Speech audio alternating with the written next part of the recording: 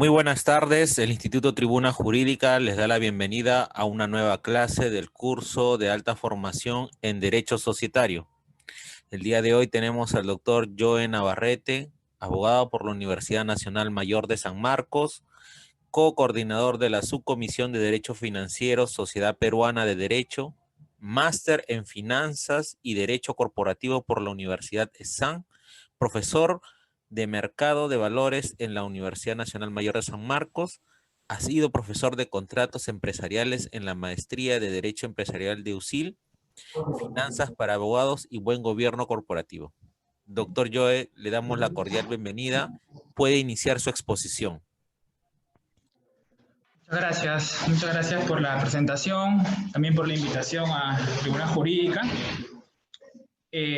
Quisiera saber si puedo compartir una presentación. Ok, estoy autorizado, gracias.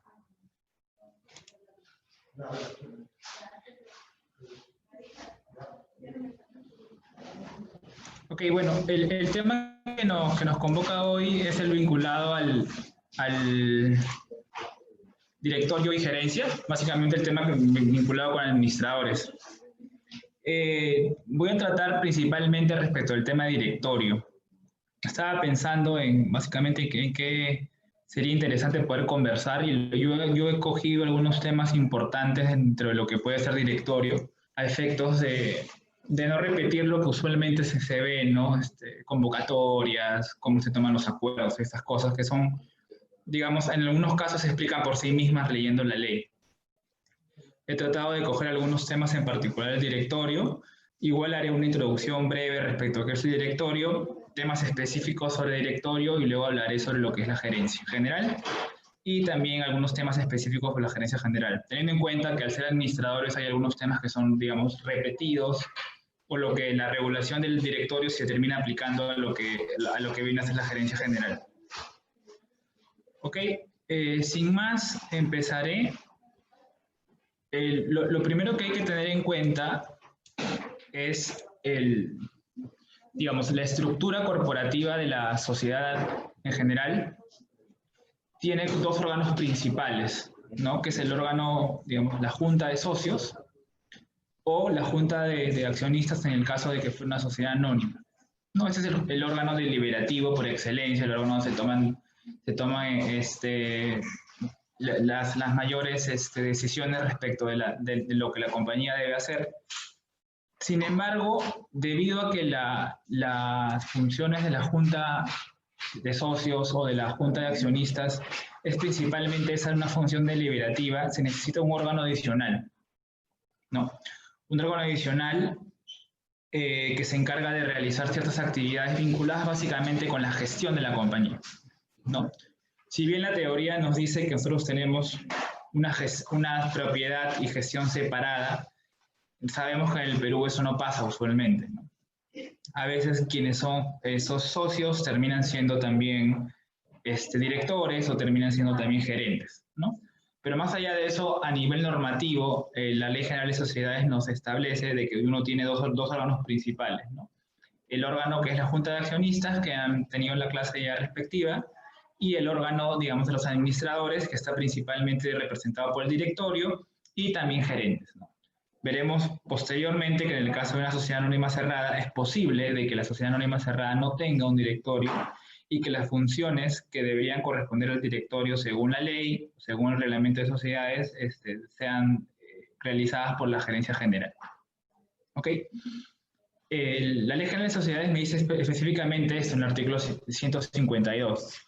¿No? La administración de la sociedad está a cargo del directorio o de uno o más gerentes, salvo lo dispuesto en el artículo 247, que es el artículo que les comentaba, este artículo que me dice que en el caso de la SAC, en el caso de la sociedad anónima cerrada, es posible de que no se cuente con el directorio, sino que se cuente simplemente con un gerente y el gerente sea el que tome las funciones establecidas legalmente y reglamentariamente de alguna manera también en el reglamento de registro de sociedades por el directorio. ¿Ok? Ya aterrizando un poquito a lo que es el directorio en sí mismo, lo que tenemos que tener en cuenta es de que el modelo peruano nos presenta un órgano colegiado. ¿Por qué? Porque en otros ordenamientos la administración puede no ser necesariamente un órgano colegiado. Pueden haber lo que se llaman los consejeros, que pueden actuar ya sea de manera individual, de manera colegiada, a la manera de un directorio, el directorio tradicional, o incluso a nivel, digamos, mancomunado, ¿no? Un par de administradores, un par de consejeros que actúan ellos de manera conjunta o actúan de manera individual. Entonces, es importante saber de que el modelo peruano nos presenta un órgano colegiado. Y esto tiene mucha importancia, en verdad, porque respecto del tema del órgano colegiado, uno va a poder determinar reglas. Los órganos colegiados existen en todo tipo de organización, en las asociaciones, en las sociedades, en los fondos de inversión, en los fondos mutuos, en los fondos colectivos. Y estos órganos colegiados tienen determinadas reglas para actuar, ¿no? Usualmente estas reglas para actuar implican de que estos órganos colegiados actúan y toman acuerdos siguiendo un procedimiento determinado, ¿no? Este procedimiento determinado básicamente es una convocatoria, la notificación de la convocatoria, un quórum de asistencia, una mayoría para votar y algunas formalidades establecidas para poder, digamos, formalizar los acuerdos. ¿Ok? Entonces es muy importante tener en cuenta esto del órgano colegiado porque al ser un órgano colegiado, los actos que emite el directorio tienen un nombre específico que se llama justamente actos colegiales. Y estos actos colegiales, para verificar su validez y eficacia, es necesario que cumplan con determinados requisitos. Por ejemplo, o mejor dicho, para hacer una comparación, en el caso de un contrato, nosotros sabemos que el contrato es la manifestación de voluntad, que es el acuerdo de voluntades de dos partes, ¿no? Entonces, dos partes se juntan, se abre un contrato y, digamos, tenemos el contrato, si tiene que cumplir alguna formalidad específica, tendrá que cumplir siempre que sea determinado que su inobservancia determine la invalidez. Y tenemos ya un negocio jurídico formado, ¿no? Formado, válido, eficaz, ¿no? Dependiendo, digamos, si se ha sometido a algún tipo de condición o algún tipo de plazo, pero, digamos, en principio válido y eficaz. En el caso del órgano colegiado no es tanto así. Se necesita seguir un procedimiento para poder tener este negocio jurídico final, ¿no? En el primer caso teníamos un negocio jurídico final que era un contrato y en este caso tendríamos un negocio jurídico final que es un acuerdo colegial. ¿Ok? Pero antes de eso hay que cumplir todo este conjunto digamos, de requisitos que, como comentaba, ¿no? Convocatorias, quórums, mayorías, y algún tipo de formalización, de repente, ya para un tema de oponibilidad de terceros, ¿no? Que el acto esté inscrito, que el acto esté por escritura pública, por ejemplo, si es una modificación de estatuto, cosas por el estilo. Entonces, el órgano colegiado como tal, más allá, digamos, la naturaleza de este órgano encierra un conjunto de consecuencias que son muy importantes. Entonces hay que tener muy en cuenta eso. Ok, ¿qué más? La Ley General de Sociedades nos establece, para el caso de directorio, unos estándares de conducta. Ok, nosotros sabemos que en el derecho hay varios estándares de conducta. El ordenado comerciante, el buen padre de familia, la buena fe, por ejemplo, ¿no? En el caso del directorio se nos establecen dos estándares de conductas que son, digamos, clásicos, en el sentido de que son estándares de conducta que uno puede encontrar en cualquier tipo de legislación, ya sea incluso de tradición no romano-germánica, ¿no? Digamos de tradición anglosajona, que son básicamente el deber de diligencia, ¿no? Y el deber de lealtad. Estos dos son, a pesar de llamársele deberes, digamos, son principios que orientan el comportamiento del director. Y estos estándares de conductas me van a permitir en su momento rellenar el contenido de las obligaciones que deban cumplir estos directores y adicionalmente determinar en su caso la responsabilidad que puede establecerse, ¿no? Entonces, diligencia y lealtad son súper importantes a efectos de determinar el contenido de las obligaciones del directorio y adicionalmente, porque digamos es de alguna forma la otra cara de la moneda, a efectos de establecer cuándo se ha producido un incumplimiento de esas obligaciones y por ende un supuesto de responsabilidad. Este artículo 171 es súper importante porque nos presenta justamente estos dos estándares de conducta, ¿no? La diligencia de un ordenado comerciante y la de un representante leal. Entonces, todo director debería guiarse a través de esos estándares. Y adicionalmente, y ya no como un estándar de conducta exacto, sino mucho más como un deber concreto, nos presenta el siguiente párrafo, ¿no? Que nos habla sobre el deber de reserva que deberían cumplir los directores. ¿Okay? Y algo que nos dice que es súper importante, ¿no? Que ese deber de reserva incluso tiene efectos después de haberse estado en sus funciones, ¿no? Entonces es muy importante que estos deberes, digamos, puedan ser cumplidos, ¿no? Claro, el derecho civil en general también, por ejemplo, está en contra de las perpetuidades, ¿no? De que una obligación no tenga un plazo, ¿no? Aquí la Ley General de Sociedades no ha establecido un plazo y nos dice, digamos, de que yo tengo ese deber de reserva de manera parecería ilimitada. Yo creería que esa obligación no debería leerse de esa manera, sino que dentro de un plazo razonable. ¿Cuál será el plazo razonable? Creo que va a depender mucho de la industria, va a depender mucho de digamos, del papel que jugó el director en el directorio, va a depender mucho de la información en particular. Usualmente cuando uno en un contrato establece un deber digamos, de confidencialidad, ¿no? que sería el símil al este deber de reserva, establece plazos entre 2, 5, en algunos casos 10 años, ¿no? Pero como les digo, siempre el derecho en general está en contra de las obligaciones perpetuas, ¿no? Entonces hay que tener mucho cuidado con eso. Sin embargo, la norma está ahí para poder ser aplicada cuando pueda ser conveniente para cada quien. Ahora, yo les comentaba también que el directorio, digamos, se contraponía a la Junta porque la Junta tenía funciones básicamente deliberativas, ¿no? La Junta no actúa. La Junta, en estricto, no debería gestionar y definitivamente no representa, ¿no? Y justamente esas facultades de gestión que deben entenderse como aquello que los directores hacen internamente dentro de la sociedad a efectos de cumplir el objeto social o a efectos de cumplir las decisiones, los acuerdos que haya podido tomar la junta de accionistas o la junta de socios, todo eso que es lo interno son los que se llaman facultades de gestión, ¿no? La gestión en sí misma de hacer cumplir la ley, de hacer cumplir lo que haya dicho, lo que diga el estatuto, lo que digan los acuerdos, pero de manera interna. Y también tiene una vertiente, digamos, hacia afuera, ¿no? Que es lo que se llama representación, ¿no? Entonces, el directorio actúa internamente gestionando en el marco del objeto social, en el marco de acuerdos determinados, pero también actúa hacia afuera, ¿no? Y allí es usual que en los estatutos se establezcan, por ejemplo, juego de firmas para que los directores puedan firmar, se establezcan incluso facultades específicas para el directorio, ¿no? Que luego tendrán que ser, digamos, especificadas cómo se termina ejerciendo, ¿no?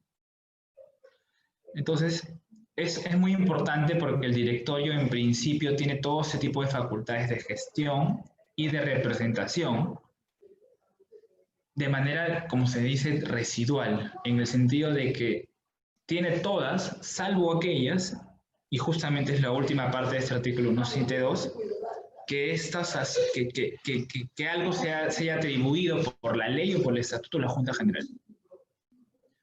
Entonces, el directorio tiene todo, salvo aquello que la Junta salvo que la Junta lo tenga por ley o lo tenga por estatuto. Entonces, es muy importante porque el papel del directorio debería ser realmente bastante importante a efectos de poder revisar digamos, cuáles son las funciones que se deben cumplir dentro de una sociedad. ¿Ok? Entonces, sigo adelante. Y ahora me permito comentar algunos temas que son ya mucho más específicos. No hemos repasado primero esta contraposición entre el órgano deliberativo y el órgano de gestión y representación.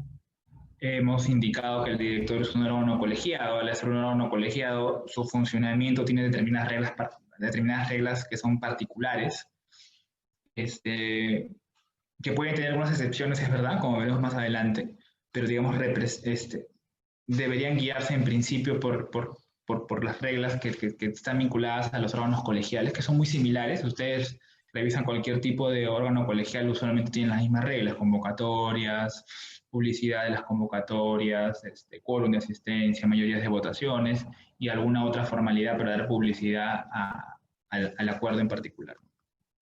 Tenemos estos dos grandes estándares de conducta, ¿no? La diligencia del ordenado comerciante y el representante leal. Estos estándares de conducta me permiten llenar el contenido de las obligaciones de los directores y adicionalmente me pueden servir a efectos de determinar cuándo ha habido un supuesto de responsabilidad. Adicionalmente tengo un deber particular, que es el deber de reserva, el deber de confidencialidad, y que es un deber que incluso se sobrepone al plazo en el cual yo ya he podido ejercer una función de director. Y el directorio tiene estas facultades de gestión, que son, digamos, de manera interna, y facultades de representación que tienen que ver con cómo el directorio actúa frente a terceros. Y todas estas facultades de gestión y de representación, digamos, se cuentan con todas aquellas necesarias para cumplir el objeto social, para cumplir el estatuto, para cumplir acuerdos de junta, salvo que se haya establecido que estas funciones le corresponden a la Junta General. Entonces, luego de hacer ese repaso, digamos, general de aspectos vinculados con el directorio, como les decía al comienzo, yo quisiera entrar a algunos aspectos en concreto, que tienen incidencia tanto doctrinaria como incidencia práctica. El primero de ellos es algo que es muy importante en el momento de constituir una sociedad y también es muy importante en el momento en el cual uno nombra a un director ya después de constituir la sociedad.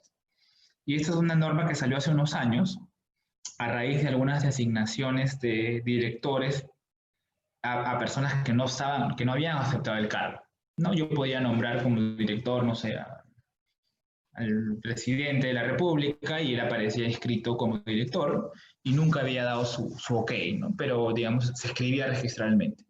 En algún momento hubo un problema por personas que aparecían como directores y decían que ellos nunca habían aceptado el cargo. Uno puede revisar, de hecho, las exposiciones de motivos de esta modificación, porque este es un inserto a la Ley General de Sociedades, y uno de los motivos digamos, que originaron esta inclusión de este artículo es justamente esto, ¿no? Personas que aparecían como directores, pero que al final nunca habían dado su consentimiento. Ok, ahí hay todo un tema ahí respecto de la representación, ¿no? El carácter recepticio de la representación y otras cosas que, bueno, no vienen al caso. Y algunas disposiciones también de la Ley General de Sociedades que te indicaban de que tienes que aceptar el cargo de alguna forma. Ok, pero en buena cuenta este nuevo artículo lo que me dice lo siguiente. Si yo nombro un director, necesito que ese director acepte de manera expresa y por escrito este cargo y adicionalmente se legalice la firma ante el notario público o ante un juez en el caso no haya un notario público, digamos, en la jurisdicción. Okay. Esto aplica tanto cuando yo constituyo una sociedad como cuando tengo que nombrar un directorio futuro. Entonces, cuando yo hago una constitución de sociedad, tendré mi estatuto en escritura pública y adicionalmente, ya sea inserto o de manera adicional, tendré las cartas de aceptación de los directores de ser nombrados en el estatuto como primeros administradores y con la firma legalizada. ¿Ok? O cuando tomo un acuerdo a futuro y nombre directores, o ratifique directores también, necesitaré que estos directores firmen una carta y esta carta esté legalizada ante el notario público o en su caso por el juzgado. ¿Qué pasa a veces? Yo tengo un director que vive en la China, por poner un lugar, o vive en España o vive en Chile. Entonces, ¿cómo hago para legalizar esa carta de aceptación? Ahí dependerá si es que el país en el cual se va a emitir el documento es un país que es signatario del Tratado de la Apostilla o no es signatario del Tratado de la Apostilla. El Tratado de la Apostilla es un tratado en el cual se da validez de un documento extranjero siempre y cuando tenga algún sello que se llama la apostilla, ¿no? Entonces, por ejemplo, ¿no? Si alguien está en Chile y quiere que se emita un documento en Perú, uno puede emitir el documento en Perú, apostillarlo y llevarlo a Chile, y en Chile tendrá plenos efectos. ¿Qué pasaba antes de que el Perú sea parte del Tratado de la Apostilla? Tenías que legalizar el, tenías que legalizar el, el documento en el país determinado y luego seguir una cadena de sellos. Es tener, digamos,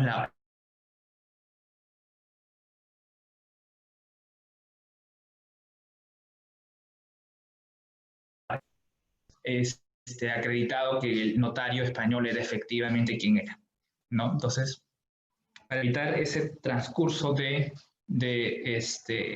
digamos, de legalizaciones, lo que se hizo fue, digamos, el Perú fue parte también del Tratado de la Apostilla, y ahora si yo quiero emitir un documento peruano que tenga validez en otros países, tengo que, digamos, apostillarlo en mis relaciones exteriores. Claro, eso va a depender, porque, por ejemplo, ¿no? Yo tengo un director que está en Chile, en España, y un director que está en Brasil, ¿ya? O en Chile, por ejemplo. En España, por ejemplo, hay el tratado de la apostilla está vigente, entonces necesito que me mande un documento apostillado. Pero en Chile o en Brasil, no me acuerdo cuál de los dos, pero en uno de los dos, por ejemplo, al menos hace un tiempo no estaba vigente el tratado de la apostilla. Entonces necesitaba que ahí sí me manden un documento con la cadena de legalizaciones y hasta llegar a Perú. Entonces va a depender de dónde estén mis directores para ver si le pido una formalidad o le pido otra formalidad. ¿Qué puede pasar también? Que el director de repente es un director que habla otro idioma.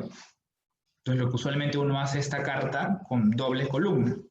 Una columna en español y una columna en inglés o una columna en el idioma respectivo. De tal manera que el documento, cuando sea apostillado, el registrador no tenga que tener algún documento adicional detrás digamos, de traducción del contenido de la carta.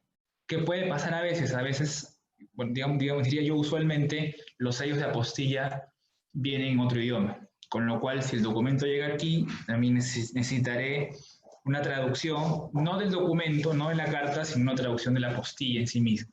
Entonces, mucho cuidado cuando pidamos un documento de otro país que viene con la apostilla o que viene con legalizaciones, porque posiblemente tengamos que hacer algún tipo de traducción, ¿no? Y la traducción, digamos, la recomendable siempre la traducción oficial. Puede costar un poco más caro, pero es una traducción, digamos, que es incuestionable para el registrador. Alguien me pregunta, ¿cómo hago para renunciar al cargo de director? Bueno, en principio, a ver, hay como dos niveles de esto, ¿no? Lo primero, lo más sencillo es que uno mande una carta a la junta o al directorio o al presidente del directorio y indique que efectivamente renuncia al cargo, ¿no? El cargo, al llegar la carta debería tener efectos inmediatos, ¿no? Porque es una renuncia. Yo sé que a veces se hacen actas y acuerdos para aceptar la renuncia de alguien, pero tengamos en cuenta que no estamos ante una relación laboral donde puede haber un periodo, digamos, previo para poder renunciar, y salvo que el estatuto establezca algo, la renuncia debería tener efectos inmediatos, ¿ok? Eso es en línea de principio. Sin embargo, podría pasar de que la sociedad no se pronuncie nunca, ¿no? Y ahí hay un procedimiento que de repente luego cuando revisemos la ley, se los comente, en el cual el representante que renuncia y no se inscribe su renuncia tiene la posibilidad de comunicar esos registros públicos a efectos de que la inscripción, digamos, se escriba su renuncia, ¿no? Ante la inactividad de la propia sociedad. Entonces sí se puede hacer eso. Hay un procedimiento y efectivamente uno tiene que demostrar que antes de ir a registros públicos ha intentado que la propia sociedad inscriba la renuncia que uno está comunicando. Luego lo vemos para comentarles el artículo en particular. ¿Ok? Otro tema también importante. Los directores, efectivamente yo nombro directores, nombro 5 directores, por ejemplo, pero el cargo de director en principio es un cargo personal.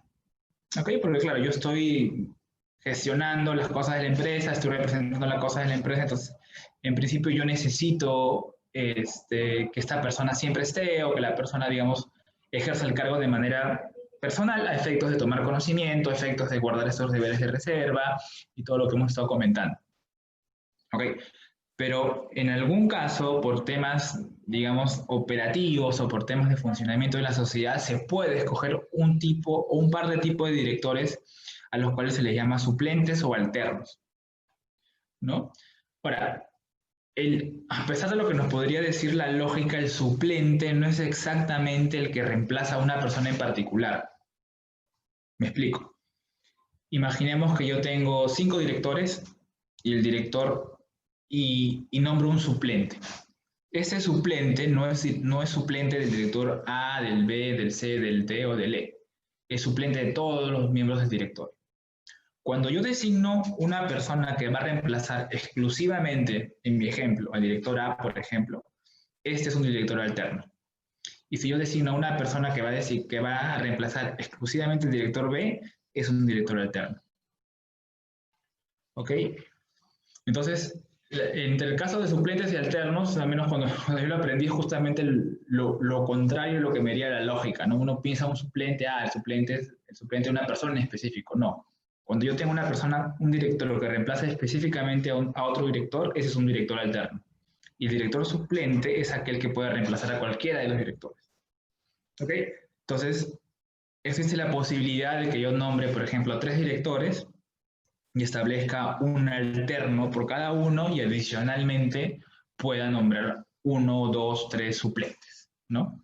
Ahora, yendo un poco más allá de lo que, digamos, del tema a nivel societario, las buenas prácticas de gobierno corporativo no recomiendan tener directores suplentes o directores alternos, justamente por lo que les comentaba, de que el director tiene que tener una participación activa en la compañía. Entonces, si yo tengo personas que vienen a reemplazar y posiblemente solamente reemplacen en una sesión de directorio, posiblemente esa persona tenga que enterarse de mucho.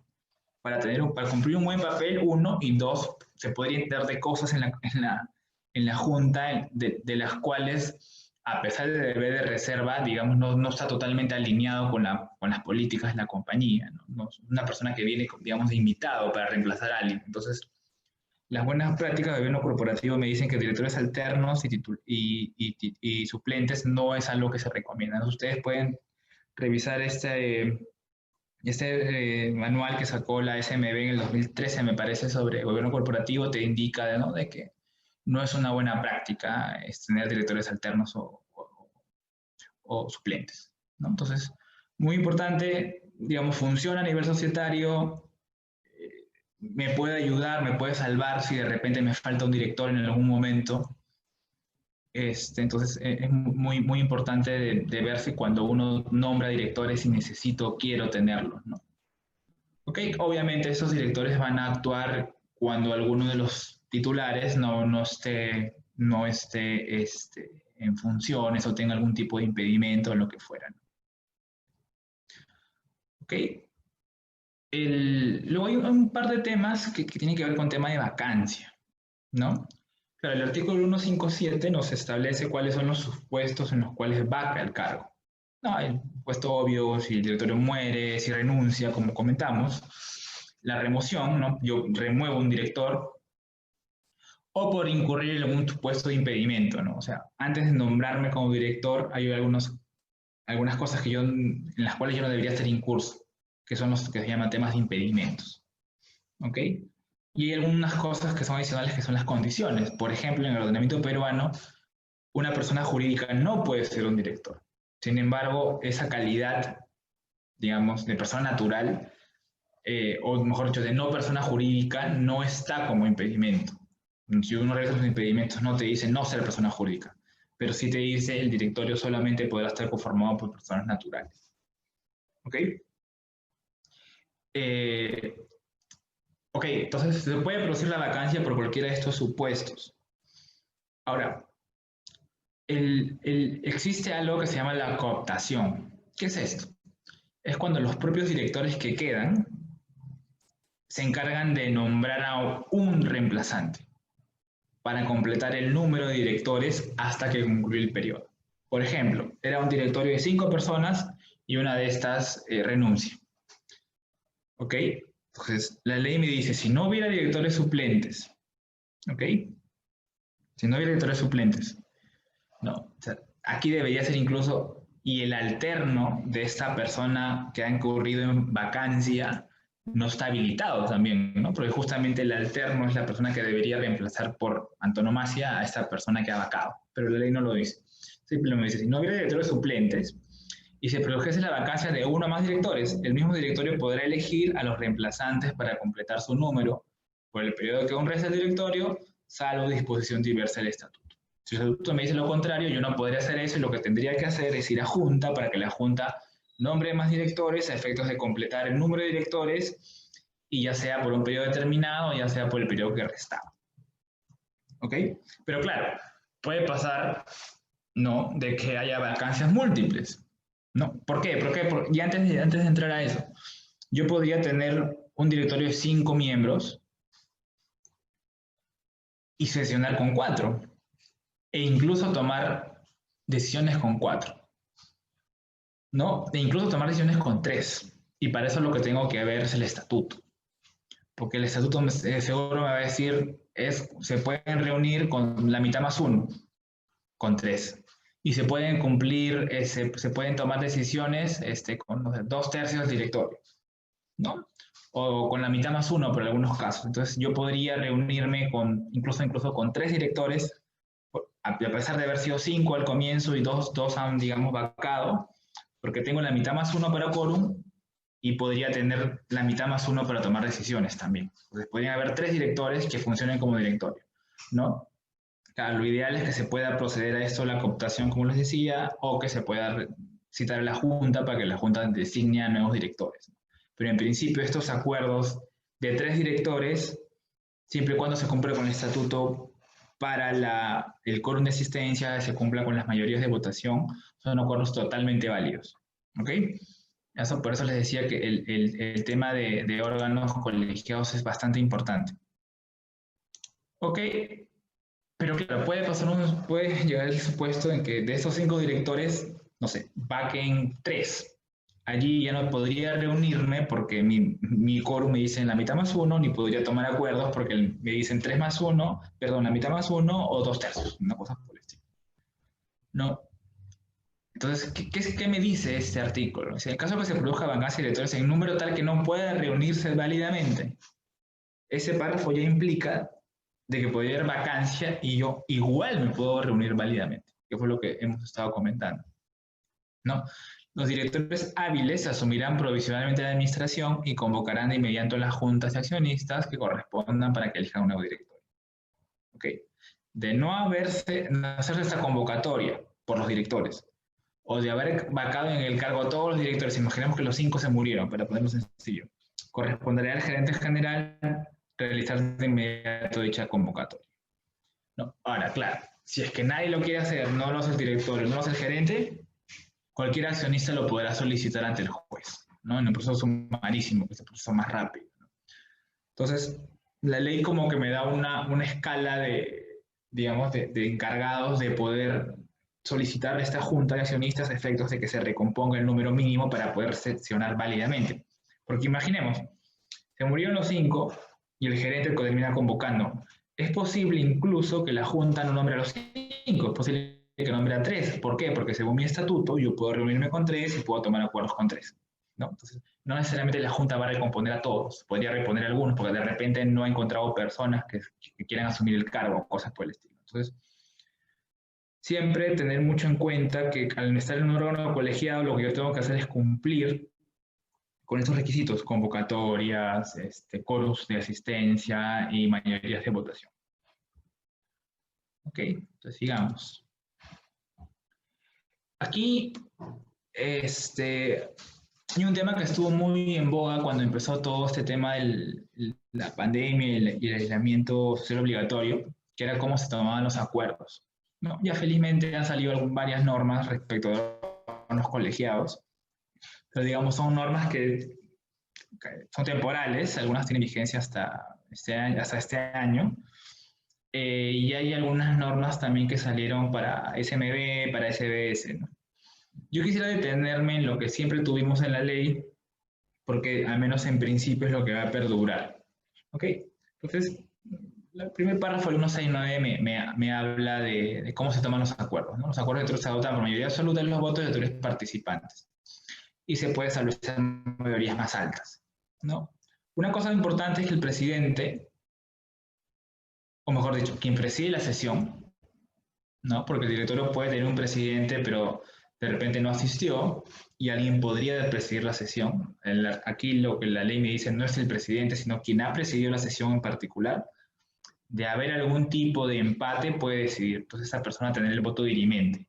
Por eso es muy importante, en particular cuando uno, digamos, está en una operación de M&A, una fusión de adquisición, cuando se establecen las composiciones del directorio, establecer de que este presidente no debería tener un voto dirimente, porque lo que le estás haciendo al final es de que el presidente tenga un voto adicional en caso de empate, ¿no? Entonces es muy importante cuidar esa situación, porque allí podrías perder un poco de control. Bueno, dependiendo en qué parte, digamos, de la mesa estés, ¿no?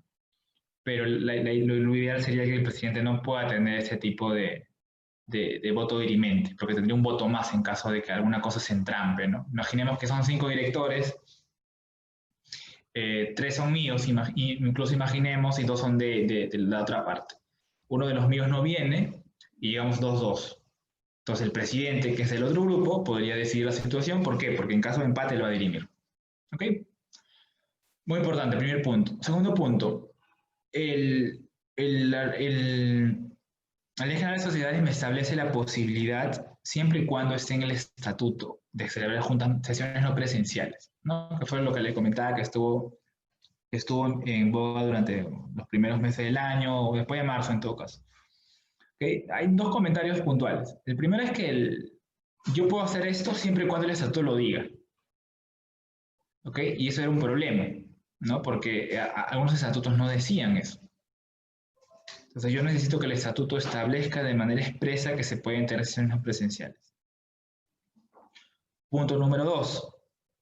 Existe la posibilidad de que cualquier director, y es la parte final del artículo, pueda oponerse a que se realice el procedimiento y exigir que se realice una sesión no presencial. Después de tantos meses, después, digamos, de poder haber testeado realmente cómo las cosas a nivel virtual funcionan, ese artículo queda un poco obsoleto, digamos, ¿no? Porque parecería un capricho que algún director quisiera reunirse de manera presencial a pesar de que se puede reunir uno de manera virtual. Sin embargo, el artículo está allí. Entonces, primero, cuando redactemos estatutos, revisar muy bien de que esta previsión de sesiones no presenciales, tanto para el directorio como para la Junta. En la Junta hay un problema porque algunos consideran que solamente debería haber no presenciales para SACs, pero digamos la ley no establece esa prohibición. Es muy importante que en el estatuto se establezca de que se puede haber una junta, una sesión de directorio no presencial. Súper importante. ¿Qué pasó en ese momento para estas sociedades que no tenían en el estatuto esta previsión? Felizmente existía el segundo párrafo, que son las letras que están puestas en verde, que me hablan de otra manera de tomar acuerdos. ¿Ok? O bueno, en estricto, el nombre de tomar resoluciones, como bien dice el artículo. ¿Ok? ¿Cuál es la primera ventaja de estas resoluciones fuera de sesión de directorio? Lo primero es de que, a pesar de que el estatuto no diga nada, se pueden tomar. El estatuto no dice nada, pero eso está por ley. Las resoluciones tomadas fuera de sesión de directorio, y aquí no se la salvedad, no dice el estatuto puede prever la realización de toma de acuerdos a través de resoluciones o cosas por el estilo. No te dice eso. Esto aplica simplemente por la ley. La sociedad existe, hay directorio y aplica. No tengo que poner el estatuto. ¿Cuáles son, digamos, las desventajas? De que estas resoluciones tomadas fuera de sesión, ojo, no se tomen en una sesión de directorio. Aquí no hay una sesión de directorio. La resolución se toma fuera de la sesión, ¿no? Incluso hay unos artículos posteriores en los cuales se establece cuál es la formalización de las actas, y esos artículos establecen claramente que las actas se formalizan de una manera cuando hay sesión, ya sea presencial o no presencial, y se formalizan de otra manera cuando son resoluciones tomadas fuera de sesión de directorio. Eso es súper importante también a efectos de formalizar. ¿Por qué? Porque esos acuerdos me pueden servir para registrar algo en registros públicos. ¿Okay? ¿Cuáles son las desventajas? Que necesito la unanimidad de los miembros, ¿no? La regla general de órganos colegiados es que los acuerdos se toman por mayorías, no se toman por unanimidad, ¿no? Hay excepciones, ¿no? La decisión de llevar a cabo la Junta Universal es una excepción, tienen que estar todos de acuerdo. Obviamente, ¿por qué? Porque no cumplió con la convocatoria y todas esas cosas, ¿ok? Pero siempre, digamos, la regla es por mayorías. Sin embargo, en el caso de las resoluciones sí me piden que todos puedan, estén de acuerdo, ¿no? Respecto del asunto. Okay, no es sesionar, ojo, porque acordémonos, no hay sesión, sino respecto del acuerdo. ¿Ok? Y todas estas decisiones que se tomen, todas estas resoluciones tomadas fuera de sesión, tienen que ser confirmadas.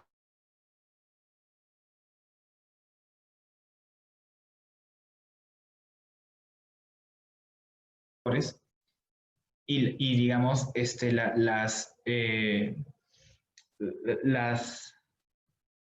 que tengo un problema con internet. Coge las resoluciones y digamos, formaliza el acta, ¿no?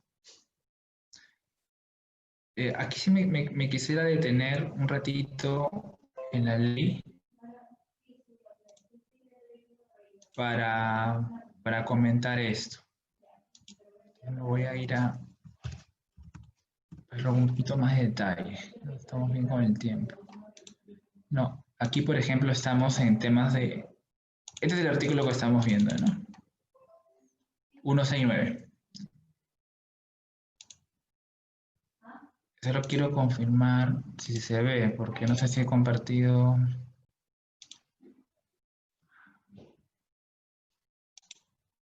no sé compartiendo. Ahora sí voy a compartir esto. Bueno, ahora estoy compartiendo la ley, ¿no? Entonces, el artículo 170 me habla de las actas, ¿no? Las deliberaciones de acuerdo deben ser consignadas por cualquier medio en actas que refieran un libro, hoja suelta, okay. Deben expresar si hubiera habido sesión. Primer punto, ¿no? Con lo cual podrían decir que no ha habido sesión. Hay un acta en la cual no hubo sesión, ojo. ¿Por qué? Porque estoy guiado bajo el tema de resoluciones, ¿no? De no haber habido sesión, la forma y circunstancia en que se adoptaron los acuerdos, ¿ok? Y en todo caso las resoluciones adoptadas. Entonces, cuando yo formalizo una sesión, presencial o no presencial, es diferente cuando yo formalizo una resolución. El artículo 170 contempla esa situación. Entonces, hay que tener mucho cuidado. Entonces, vamos al reglamento de registro de sociedades, que también es un documento que uno tiene que siempre tener a la mano cuando tenga que ver algún tipo de inscripciones. Voy a compartirlo en un momento, por favor.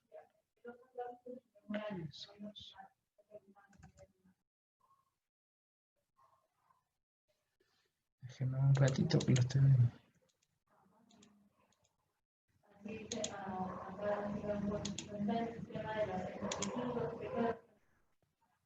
Y aquí voy a compartir esto,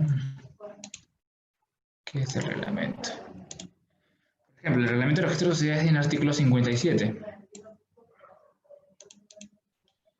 Las resoluciones a que se refiere el segundo párrafo del 169, que es lo que hemos estado revisando, constarán en actas suscritas por el gerente general, quien certificará que ellas han sido adoptadas fuera de sesión de directorio y que se encuentran en su poder las confirmaciones escritas del voto favorable. Esto es lo que yo les decía, ¿no? El gerente que se encarga de recopilar todas las conformidades de un acuerdo determinado. Y esto es lo que se lleva a escribir. Ok, vamos a ver si podemos encontrar la renuncia para corresponder al compañero que comentó hace un ratito, que es uno de los primeros artículos. Vamos a ver si lo encontramos rápido, si no volvemos a la presentación. Aquí está. Voy a volver a compartir la pantalla para ver la ley. Yo les decía, ¿no? De que uno puede mandar la carta y de ese momento se entiende aceptada la renuncia. Bueno, de ese momento se produce efecto la renuncia. Sin embargo, podría ser que yo haya renunciado, pero la sociedad no ha hecho nada y mi nombre siga como director de la compañía XYZ. Entonces, uno podría ir a este artículo, el artículo 15 es la Ley General de Sociedades que me dice, no, toda persona cuyo nombramiento ha sido inscrito tiene derecho a que el registro inscriba su renuncia mediante solicitud confirma notarialmente legalizada, acompañada de la carta de renuncia con constancia notarial de haber sido entregada. Entonces, yo renuncio, no me hacen caso, le escribo, señores, por favor, déme de baja en registros públicos, no lo hacen. Yo podría hacer que el registro público inscriba mi renuncia, amparándome en el artículo 15 de la Ley General de Sociedades. Esto es súper importante. Ok, entonces regreso a la presentación. Entonces, estaba aquí en el tema de acuerdos y habíamos visto las sesiones no presenciales, habíamos visto las resoluciones tomadas por el directorio, habíamos ido a la ley para verificar esto, el contenido del acta, fuimos al reglamento de sociedades para verificar cómo se pueden inscribir estos acuerdos.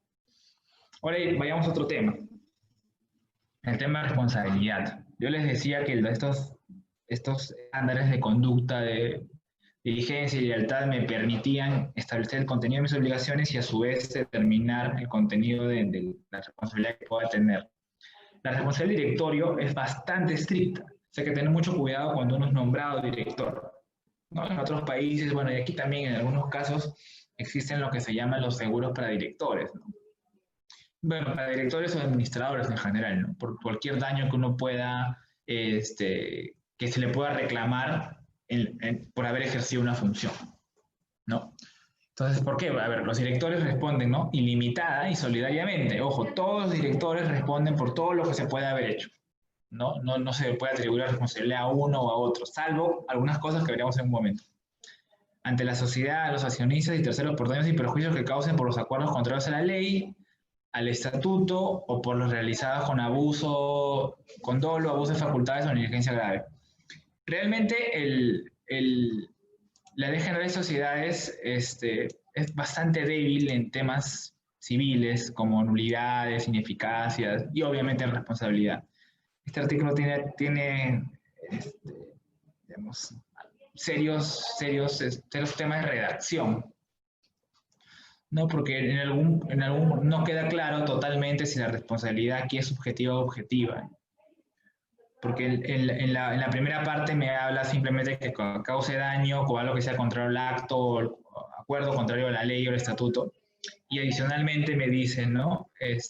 O por los realizados, ¿no? Con dolo, abuso de facultades y negligencia grave, que son criterios de atribución subjetivos, ¿no? Entonces, es un artículo bastante, digamos, defectuoso, pero es lo que tenemos. ¿Okay? ¿Qué me importa? Me importa lo siguiente. Yo puedo haber sido nombrado director hoy, pero incluso puedo responder por lo que pasó antes. El párrafo final del 177 me dice lo siguiente. Los directores son asimismo solidariamente responsables con los directores que los hayan precedido por las irregularidades que estos hubieran cometido. Sí, conociéndolas, ojo. No las denunciarán por escrito de la Junta General, claro. Y ahí el tema es en qué momento, cuál es el estándar de conocimiento, ¿no? Recordemos que yo en mis funciones las debo cumplir diligentemente como un ordenado comerciante y como un representante leal. La pregunta es, ¿un ordenado comerciante que es designado director tiene una obligación o es parte de sus funciones saber qué pasó antes? Yo creería que sí, ¿no? Entonces, esta parte de conocer, en algún caso podría argumentarse que no solamente es que conociste, sino que debiste haber conocido. Porque el estándar que te exijo es de una diligencia de un ordenado comerciante. Y un ordenado comerciante, al asumir un puesto, un cargo, debería procurar enterarse de lo que ha pasado antes. Entonces, mucho cuidado si alguien es designado director, porque sería bueno que revise qué pasó antes, a efectos de evitar cualquier tipo de demanda respecto de algún evento pasado que pueda generar un tipo de plazo de caducidad, 2 años. Todos los plazos, básicamente, generalmente casi todos los plazos de la Ley General de Sociedades son 2 años. Ahorita lo veremos, pero son 2 años. Para el gerente, para el director son 2 años. Alguien preguntó. Seguimos. Diciendo responsabilidad. No es responsable el director que habiendo participado en el acuerdo Y eso también es importante, ¿no? ¿Cómo me libero de la responsabilidad? No es responsable el director que, habiendo participado en el acuerdo, ojo, esto no es aquel que entró y tuvo que enterarse de lo que pasó antes. Esto es de aquel que es director hoy. No es responsable el director que, habiendo participado en el acuerdo o habiendo tomado conocimiento de él, por ejemplo, yo no asistí, ¿no? Haya manifestado su desconformidad en el momento del acuerdo, obviamente si asistí, o cuando lo conoció, ¿no? Siempre que haya cuidado que tal disconformidad se consigne en el acta o hecho constar su desacuerdo por carta notarial. No sé, sesión de directorio, yo no asistí y luego me enteré de algo. Tengo que mandar una carta indicando mi disconformidad. Eso me permite tener, digamos, que no tener responsabilidad en buena cuenta. Es esta exención de responsabilidad, como se dice. Entonces, si yo soy director y veo que algo raro pasa en la sesión, perdón, debo manifestar mi conformidad en ese momento, o si yo no asistí por algún motivo y tomo conocimiento, debo en ese momento mandar una carta notarial, ¿no? Explicando los motivos, las razones de mi disconformidad. Entonces, súper importante que podamos tener en cuenta eso cuando somos directores o cuando asesoramos a un cliente que es director en una compañía.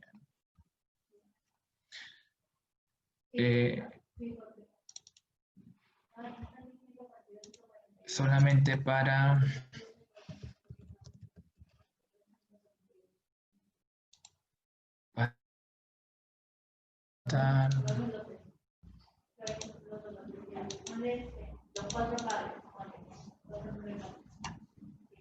A ver, voy a compartir mi... Creo que puedo compartir todo, así aquí está, creo que es más fácil. A quien preguntó, ¿la responsabilidad civil de los directores caduca a los 2 años de la fecha de adopción del acuerdo o de la realización del acto que originó el daño, sin perjuicio de la responsabilidad penal? Aquí está. Casi todos los supuestos de caducidad que establece la Ley General de Sociedades. Primero, la Ley General de Sociedades establece casi todo como supuestos de caducidad, ¿no? Acordemos esta diferencia entre prescripción de caducidad, en que la caducidad extingue el derecho y la acción y la prescripción, ¿no? Entonces, nuevamente, con un criterio algo de desconocimiento de derecho civil, la Ley General de Sociedades dice que todos los plazos son de caducidad para que no haya ni el derecho ni la pretensión.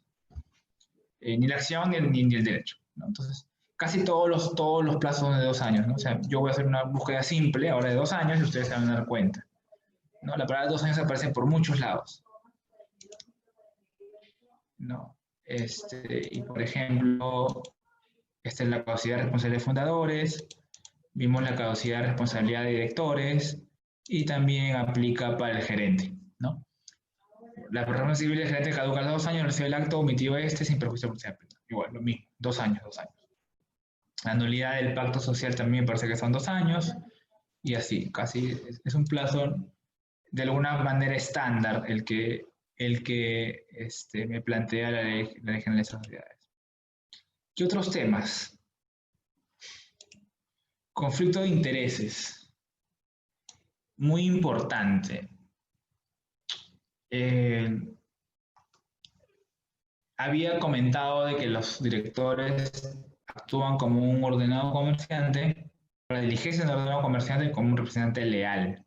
Entonces, la lealtad implica de que yo deba cumplir mis obligaciones pensando en mi principal, ¿no? Esta es la clásica teoría del principal y agente. Entonces, yo debería cumplir mis obligaciones pensando en aquel que me ha contratado, pensando en aquel que me ha designado, ¿no? Entonces, lo que tengo que hacer es tener mucho cuidado respecto de con quién me vinculo, cómo me relaciono con otros, en qué negocios participo. Porque no debería caer en algún supuesto que pueda significar un conflicto de intereses. Por ejemplo, yo soy director de una inmobiliaria y luego también soy accionista de otra que es competidora. O también soy director de otra que es competidora. Entonces, yo no podía actuar de manera, digamos, leal totalmente porque puedo tener otros intereses, ¿no? Claro, el tema de conflicto de intereses es un tema vastísimo, con muchos supuestos, bastante estudiado en el tema en gobierno corporativo, ¿no? Porque hay muchos supuestos, ¿no? Ya el conflicto de interés también a veces se marca no solo por lo que yo hago, sino si, por ejemplo, un familiar es director, es accionista de un competidor. Y hay muchos supuestos respecto de de cuando hay un supuesto de conflicto de interés que uno tiene que tomar en cuenta. Entonces, es un tema bastante importante, sobre todo en sectores regulados, SMB, SBS, inversiones de AFPs, cosas por el estilo. En las sociedades privadas, monetariamente privadas, es bien poco el interés que se le toma al tema de conflicto de interés, pero sin embargo la norma está ahí, ¿no? La norma está ahí. ¿Ok? Y claro, mucho más cuando a veces en las sociedades, digamos, pequeñas, el accionista, perdón, el director además es accionista y de repente también es gerente, ¿no?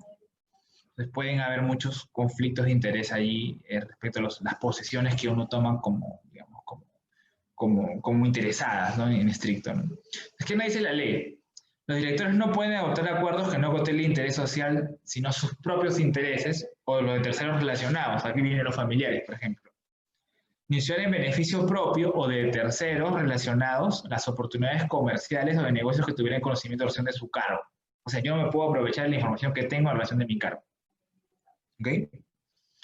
No pueden participar por cuenta propia o de terceros en actividades que compitan con la sociedad sin el consentimiento expreso de la misma. Ojo, todo esto es un desarrollo del estándar de lealtad. Si yo hago esto, o mejor, si yo soy contrario a todo esto, obviamente no soy leal. ¿No? Es obvio que yo no soy leal si yo no cumplo con esto. ¿No? Claro, el tema del interés en conflicto tiene, como les decía, mucho desarrollo, porque el interés en conflicto puede ser puntual o puede ser permanente. Incluso cuando es permanente funciona como un supuesto de impedimento. ¿Ok? Entonces el conflicto de intereses es muy importante cuando uno es administrador. Claro, porque, a ver, yo estoy administrando, gestionando, representando, pero no estoy pensando en ti, estoy pensando en otros intereses. Entonces,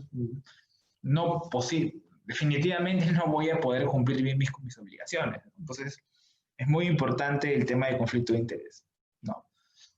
¿Qué es lo que pasa o cuál es el primer filtro, la primera medida, la medida por excelencia del conflicto? Revelarlo, ¿no?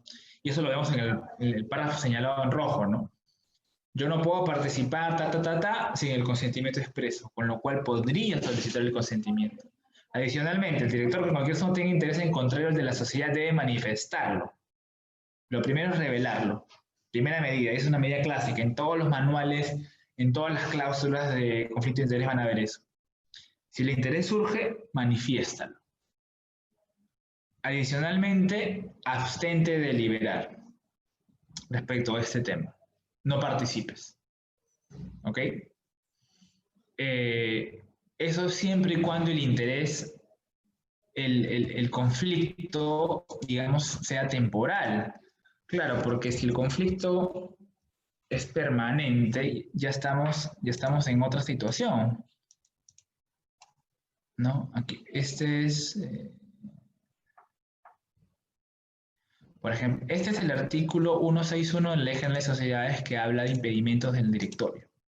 ¿Ok? Y uno de los impedimentos es el siguiente, ¿no? Los que sean directores, administradores, representantes o apoderados de sociedades o socios de sociedades de personas que tuvieran en forma permanente, ¿no?, intereses opuestos a los de la sociedad o que personalmente tengan con ella posición permanente, ¿no? Claro, si el conflicto de intereses es permanente, yo tengo que renunciar. Claro, esto puede pasar antes, ¿no? Si es antes y tengo un conflicto permanente, yo no puedo ser designado, es un impedimento. Si yo estoy como director y el conflicto surge luego, tengo que renunciar. Porque, digamos, es un impedimento devenido, si quieres llamarlo, ¿no? ¿Ok? Y adicionalmente, si tengo algún interés en conflicto permanente, lo que va a pasar es de que yo no voy a poder tomar decisiones, ¿no? Porque según lo que me dice el 180, tengo que manifestarlo y abstenerme de votar. Entonces, básicamente voy a ser un director que va a estar allí para hacer nada, ¿no? Entonces, es muy importante el tema de conflicto de interés, ¿no? Claro, y el director que contravenga las disposiciones de este artículo es responsable por los daños y perjuicios que causa la sociedad. Y puede ser removido por el directorio. Ojo, miren lo que dice. Por el propio directorio. o por la Junta General a propuesta de cualquier accionista director. Entonces, muy importante tener en cuenta el sistema de conflicto de interés para efectos de que no, haya no surja ninguna situación respecto de los directores. ¿Ok? Luego, en el marco de la responsabilidad, hay dos pretensiones que son las pretensiones, digamos, clásicas respecto de la responsabilidad de directores o de administradores en general, que es una pretensión social y la pretensión individual. A grandes rasgos, ahorita vayamos a los artículos. La pretensión social es básicamente cuando el daño se ha producido respecto a la sociedad. Cuando el director, administrador, gerente, quien fuera, ha producido un daño en la sociedad. Y la pretensión individual es cuando el daño se ha producido a un accionista o un socio en particular. Eso es básicamente la idea entre, digamos, la contraposición entre pretensión social y pretensión individual. Ahora, vayamos a los artículos para simplemente comentar un poco en qué consiste una o la otra. Y la diferencia realmente es cómo se, aparte de lo que he comentado, es importante saber cómo se activan estas pretensiones, ¿no?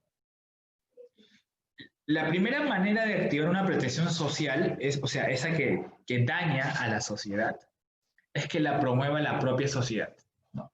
La pretensión social de responsabilidad contra cualquier director se promueve en virtud del acuerdo de la Junta, ¿no? La propia sociedad, la propia Junta se encarga de promover esta pretensión, ¿no? Y este acuerdo, pues, es uno de los, creo que es, ese junto con el artículo 120, es el único supuesto, uno de los pocos supuestos, creo, los únicos supuestos en los cuales se puede tratar algo que no haya expuesto en la convocatoria, ¿no? Porque este acuerdo puede ser adoptado aunque no haya sido materia de convocatoria, ¿no? Por la relevancia.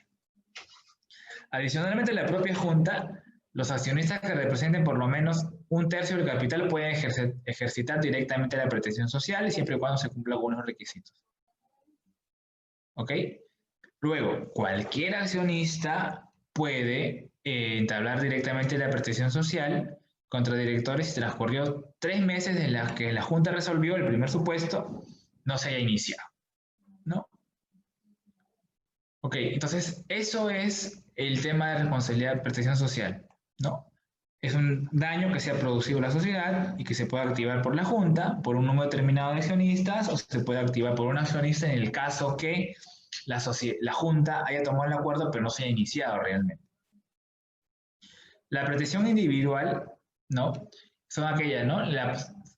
Quedan a salvo las pretensiones de indemnización que puedan corresponder a socios y a los terceros por actos de los directores que lesionen directamente los intereses de ellos. O sea, es una pretensión no en resguardo de la sociedad, sino es una pretensión en resguardo del propio accionista, del propio tercero, del propio socio, ¿no?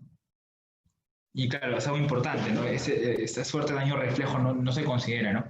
No se considera lesión directa la que se refiere a daños causados a la sociedad, aunque ello entrañe como consecuencia un daño al accionista. O sea, si yo causo daño a la sociedad y ese daño genera a la vez un daño al accionista, eso no es considerado no es un supuesto que pueda estar enmarcado dentro de la presión individual de responsabilidad. ¿Ok? Claro, en temas de responsabilidad siempre queda abierto el tema penal, ¿no? El hecho de que haya responsabilidad civil no implica que no haya responsabilidad penal. Y la responsabilidad, como comentamos, caduca a los 2 años. ¿Ok? ¿Qué otro tema importante podemos comentar cuando hablamos de directores? Ok, esto. A ver, cuando uno tiene que hacer un aumento de capital, hay varias formas de hacer aumentos de capital. Las más clásicas son nuevos aportes, ¿no? Recibo aportes dinerarios o no dinerarios y aumento mi capital. Pero también existe un supuesto en particular en el cual yo capitalizo los créditos. ¿Ok? O sea, yo le debía a alguien y en lugar de pagarle, lo que hago es a esa persona lo vuelvo accionista o si ya fuera accionista, aumento su participación. ¿Ok? Es un supuesto de capitalización de créditos. Entonces la sociedad, ponte, debía 100, ya no va a pagar los 100, sino le dice, oye, ya no te voy a pagar 100 soles, por ejemplo, sino te voy a dar 100 acciones. Y si esa persona era un tercero, Cualquiera se volverá accionista y si era un accionista aumentará su participación en 100 acciones. ¿Ok? ¿Dónde entra aquí el directorio? El directorio debe realizar un informe respecto de la pertinencia, la conveniencia de realizar este tipo de capitalización. Y es muy importante porque cuando uno quiere inscribir un acuerdo de capitalización de créditos, el registrador te va a decir, o mejor dicho, va a verificar de que al menos hayas consignado en tu acta que existe este informe, que este informe se ha realizado. Y este informe puede ser un informe, digamos, ad hoc o puede ser una sesión de directorio en la cual este informe se apruebe, ¿no? ¿Ok? Ojo, que cuando capitalizas créditos también aplica el derecho de suscripción preferente. O sea, los demás tienen derecho a aumentar su participación también a efectos de no reducirla porque este tercero o este accionista ya capitalice. Cosa que es diferente cuando yo hago una conversión de obligaciones, que es otro supuesto. Hay un supuesto que es capitalizar un crédito y otro es cuando yo emití una obligación, un bono, por ejemplo, y ese bono se convierte en acciones. En ese caso, efectivamente, no hay derecho de suscripción preferente. Entonces, muy importante eso. Regresando al directorio. Entonces, ¿qué es lo que se me pide en una composición de créditos? Básicamente, que el acreedor acepte la capitalización. Obviamente el acreedor se identifique con nombre, ¿no? De DNI, si persona jurídica, pero de partida.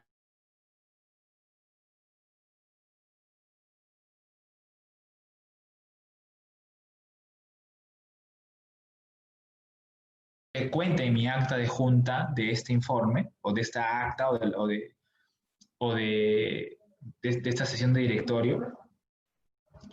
Y adicionalmente, se necesita un asiento contable que establezca que lo que era deuda ya no es deuda, sino es capital.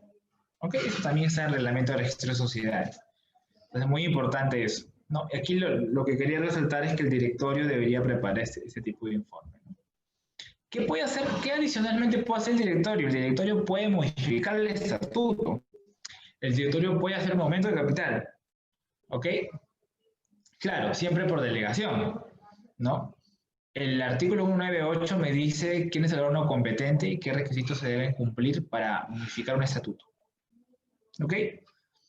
Y la parte final del 198 me dice lo siguiente: con los mismos requisitos, la Junta General puede acordar delegar en el directorio, incluso, miren, la gerencia, la facultad de modificar determinados artículos en términos y circunstancias expresamente señalados.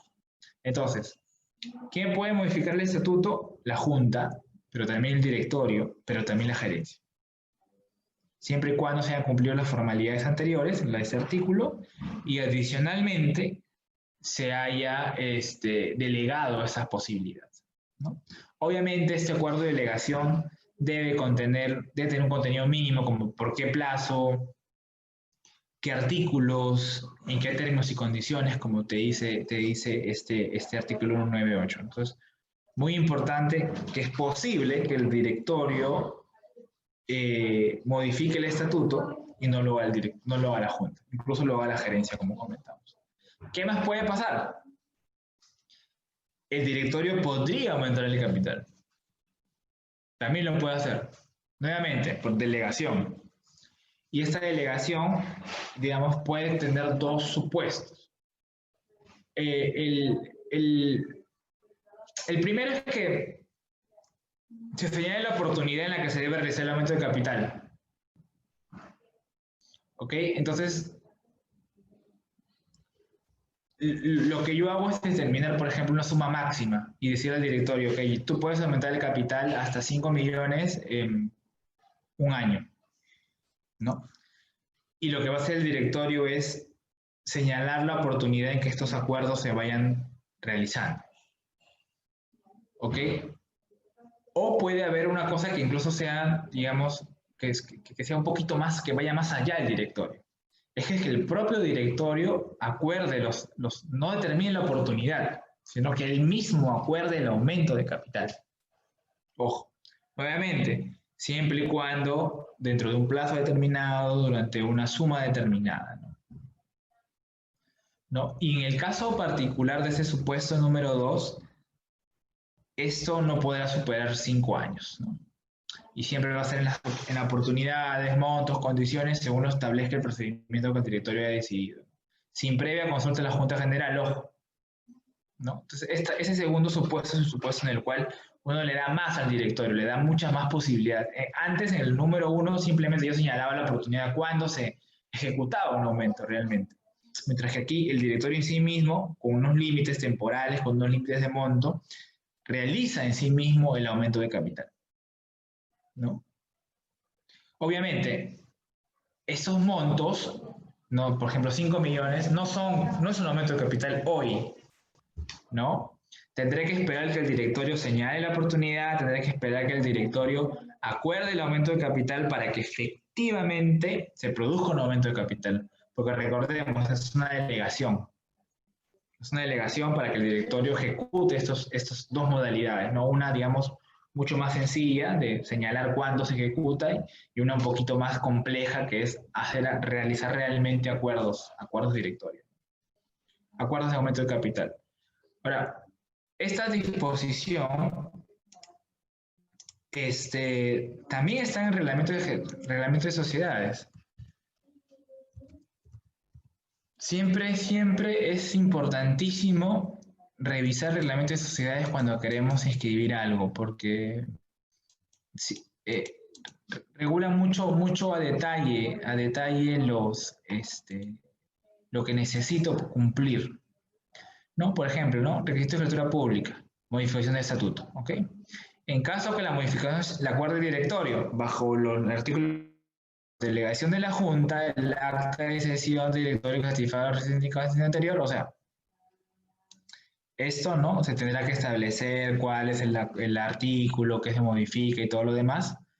Y además, yo tendré que adjuntar el acta de la Junta que delega el directorio la facultad de modificar. Entonces, el acuerdo directorio debería tener el acuerdo de modificación con la indicación de los artículos que se modifican, deberán constituir y los adicionales y sustitutos. Y adicionalmente tendré que adjuntar el acta de la Junta de Socios, de la Junta de Accionistas, que digamos que delegó esta facultad. Lo mismo pasa con la decisión del gerente general, ¿no? Escritura pública, se inserta el acta donde consta la delegación. Entonces, muy importante, si yo quiero valerme de la modificación de estatutos, necesito insertar el acta original, digamos, ¿no? El acta de la cual se derivan los poderes, ¿no? Esta delegación, ¿no? Solo quiero confirmar si hay algo más. Creo que...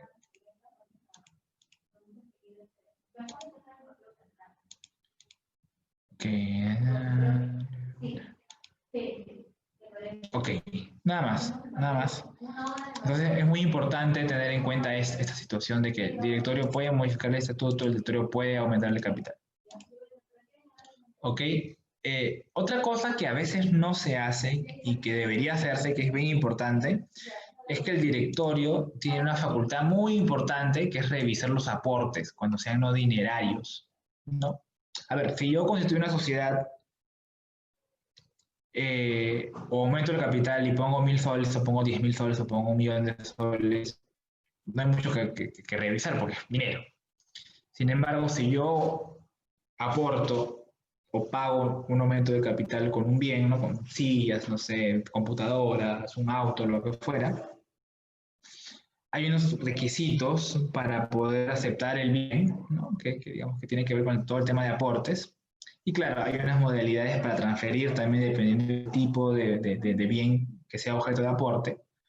Y sobre todo, y eso es lo que yo quisiera, digamos, resaltar, el directorio tiene una función, digamos, de supervisión adicional, que es que tendrá que revisar la valorización de los aportes no dinerarios.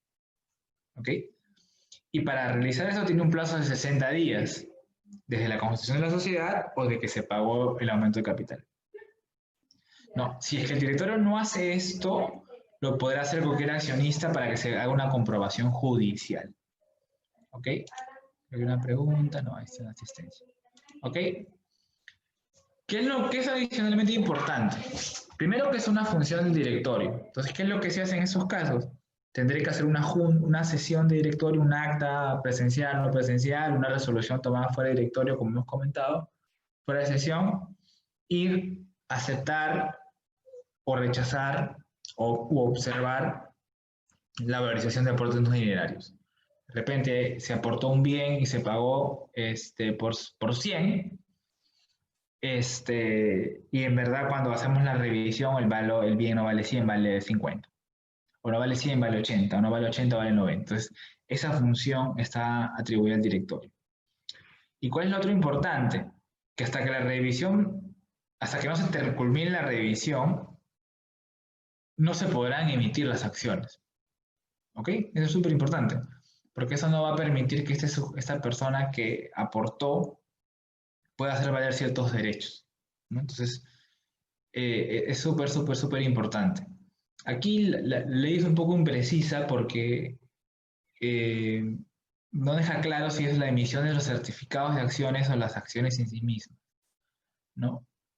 Ahora, más allá de eso, en la práctica es poco usual de que alguien realmente le tome ojo a este artículo. Es un artículo que muchas veces no se revisa, ¿no? Pero digamos, la función del directorio está ahí.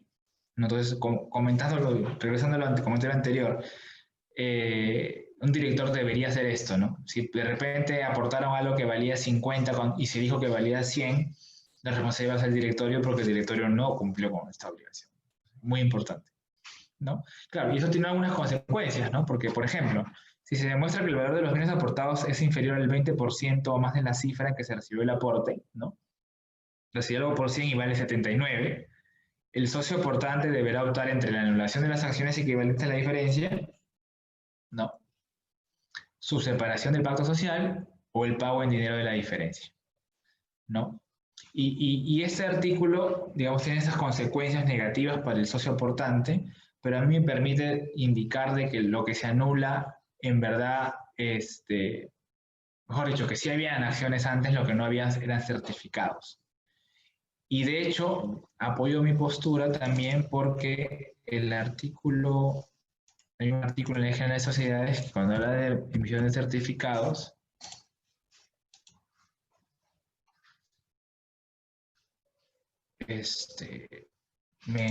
me habla, bueno, no lo encuentro por aquí, me habla de ese artículo 76.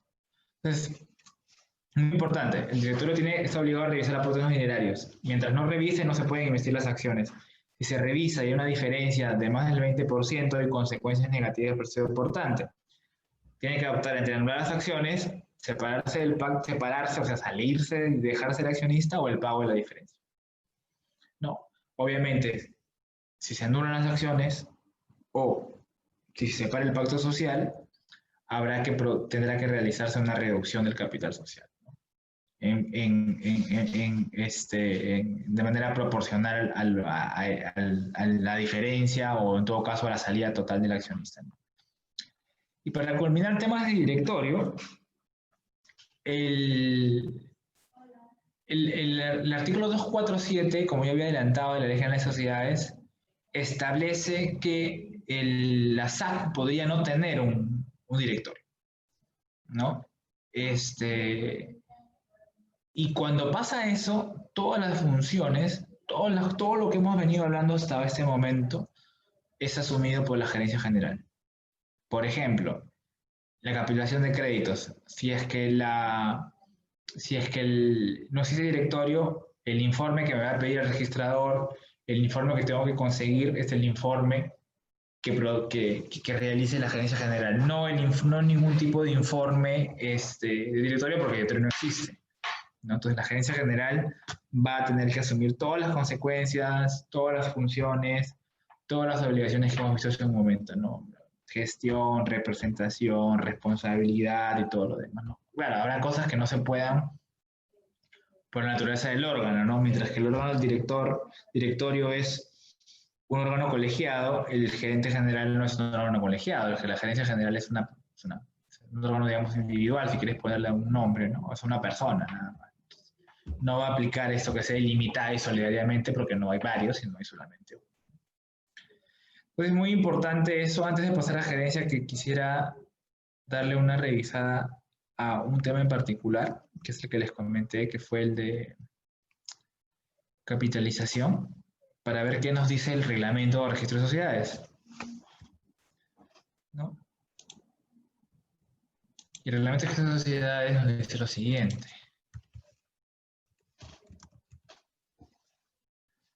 No, aquí está, artículo 65 del reglamento de registro de sociedades.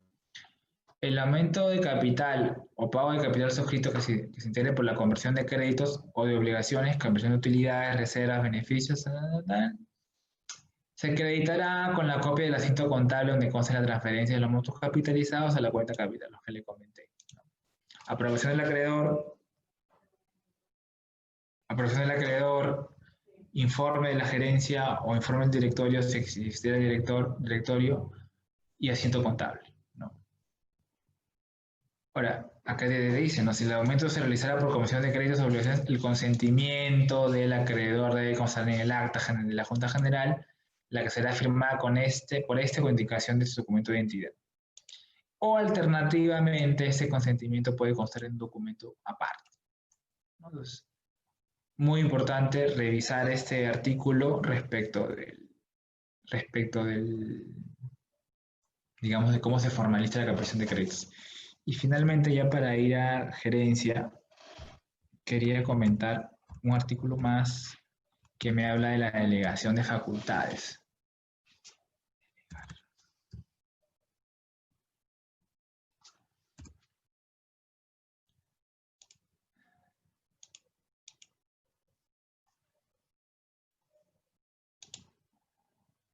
Esto, ¿no? Para escribir la delegación permanente de las facultades que otorga el directorio o la ampliación de las mismas a uno o varios directores, el registrador constatará que la delegación se haya conferido expresamente con carácter permanente y que se cumplido el requisito de haber sido aprobada con el voto favorable, ¿no? El quórum requerido, ¿no? Entonces, es posible que el directorio delegue facultades de manera permanente, ¿no? Y allí, adicionalmente, también es posible que el directorio constituya comités individuales. De repente tengo un directorio de 7 personas, hay un comité de auditoría que tiene 3, hay un comité de riesgos que tiene 3, ¿no? 3 miembros del directorio que pueden ser los mismos, que pueden ser diferentes. Entonces, el directorio puede organizarse a través de comités, puede delegar de manera permanente sus funciones, como también nos lo dice, ¿no? El directorio puede nombrar uno más directores para resolver y ejecutar determinados actos. Delegación permanente, esa delegación que estábamos hablando. La delegación puede hacerse para que actúen individualmente, si son 2 o más, o también para que actúen como comité. La delegación permanente de alguna facultad del directorio o la designación de gestores que hayan ejercerla requiere el voto favorable, lo que decía el reglamento. 2/3 partes de los miembros del directorio y su inscripción en registro, ¿no? Es muy importante porque esta es digamos, una manera en la cual el directorio termina actuando frente a terceros, ¿no? Ok, ahora sí vayamos a gerencia para ir acabando, ¿no? A ver, algunos temas. El primero es,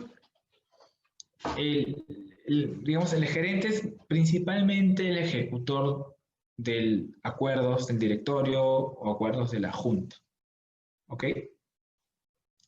El órgano designado en principio para poder nombrarse directorio, salvo que se haya determinado que tendría que ser la Junta General. Aquí la ley lo que me da es una regla, ¿no? Que me dice que si hay un solo gerente, será el gerente general. Si se designa más de un gerente, se debería indicar cuál de ellos es el gerente general, y si yo no digo nada, se entenderá que es el primero. Una regla simplemente, digamos, es supletoria, efectos de que no haya dudas de quién es el gerente general. Pero ¿qué puede pasar? ¿Y qué pasa, de hecho? ¿Ya? Puede haber un gerente general y puede haber un gerente general adjunto. Eso no me prohíbe la ley. Puede haber un gerente general y puede haber un subgerente también, incluso hasta general, alguna vez he visto. ¿Ok? Entonces, de hecho, el reglamento de registro de sociedades creo que tiene un error donde permite que incluso puedan haber todos gerentes generales, pero es un error del reglamento. Entonces, digamos, en una sociedad, yo puedo, si tengo un gerente, se va a ser gerente general, pero podría tener otro tipo de gerente financiero, comercial, gerente de proyectos, gerente de sistemas, gerente legal y cosas por el estilo. Entonces, los gerentes son aquellos, digamos, órganos unipersonales a través de los cuales se va actuando determinadas, determinadas acciones, se van realizando determinadas cosas, ¿no? Entonces, muy importante, ¿debe ser socio? No. No hay necesidad de que el gerente sea socio. El que tú tienes tu empresa y me podrías nombrar a mi socio, a mi gerente, perdón, sin ningún tipo de problema, ¿no? No hay ese tipo de limitaciones. Podría ser cualquier persona. Ok. O sea, de hecho, yo les cuento algo que justo estaba tratando de regularizar un tema. Tuve que hablar con una señora, ¿no? Que es propietaria, es, digamos, accionista de una compañía y, y es la gerente, es accionista con 99%, me parece, y gerente general. Y yo necesitaba firmar un contrato con ella, pero ella no tenía la facultad otorgada, no estaba la facultad escrita, no estaba la facultad de su estatuto. Entonces, lo que se trató de hacer es comentarle que necesitamos un acta con un poder específico para el acto que yo requiero, ¿no? Y lo que ella me dijo es, oye, pero yo soy propietario del 99%, ¿por qué tengo que tener este poder? Claro, y ahí lo que hay que tener muy en cuenta es lo que les comentaba al comienzo. Una cosa es el órgano deliberativo, la junta como tal, y otros son los administradores. Los administradores son los que actúan frente a terceros. Son aquellos que tienen los poderes para actuar. La junta como tal no actúa frente a terceros. Yo no celebro un contrato con una junta general. Yo celebro un contrato con una sociedad representada, no por una junta general, representada por un gerente, representada por un apoderado, representada por, no sé, un síndico, representada por un liquidador o quien fuera. Pero siempre va a ser un administrador del patrimonio, un administrador de la compañía, dependiendo en qué estado esté la compañía. Entonces, muy importante esto. Yo podría tener un 1% de la compañía y ser gerente general y tener todos los poderes y poder actuar frente a terceros. O podría no ser socio, como comentaba, y a pesar de eso ser gerente general. Entonces, hay que tener muy en cuenta la separación entre órganos deliberativos, órganos que ejecutan, órganos de gestión, órganos de representación. Ahora, el gerente, el régimen de responsabilidad de la gerencia es similar similar, no es igual al del directorio, ¿no? Y creo que ese artículo, digamos, pinta de cuerpo entero lo que estábamos hablando un rato, ¿no? Se me pasó, dice, ¿no? El gerente responsable de la sociedad de los asociaciones de terceros por los daños y perjuicios ocasionados por el incumplimiento de sus obligaciones, dolo, abuso de facultades y negligencia grave. Que es muy parecido a al texto que habíamos verificado, que habíamos revisado respecto de la responsabilidad del directorio, ¿no? Ahora, este artículo ya no lo transcribí porque es súper grande, pero vamos a dar una mirada. El 190 me dice por qué es particularmente responsable el director, perdón, el gerente, ¿no? No, y aquí es un conjunto básicamente de obligaciones. La existencia, regularidad de los sistemas de contabilidad, la veracidad de información proporcionada al directorio, el ocultamiento de irregularidades, la conservación de fondos sociales, el empleo de recursos. Entonces, un conjunto de, digamos, esta moneda que tiene dos caras siempre, que es la obligación y la responsabilidad, ¿no? En este caso. Entonces, aquí me dicen particularmente por qué podría responder el gerente, ¿no? ¿Ok? Alguien hizo una pregunta con la cual voy a revisar el toque. Dice, Jorge Luis nos dice, doctor Joe, una consulta, ¿es obligatorio elevar a registros públicos el nombramiento de cada gerencia? No, no es obligatorio.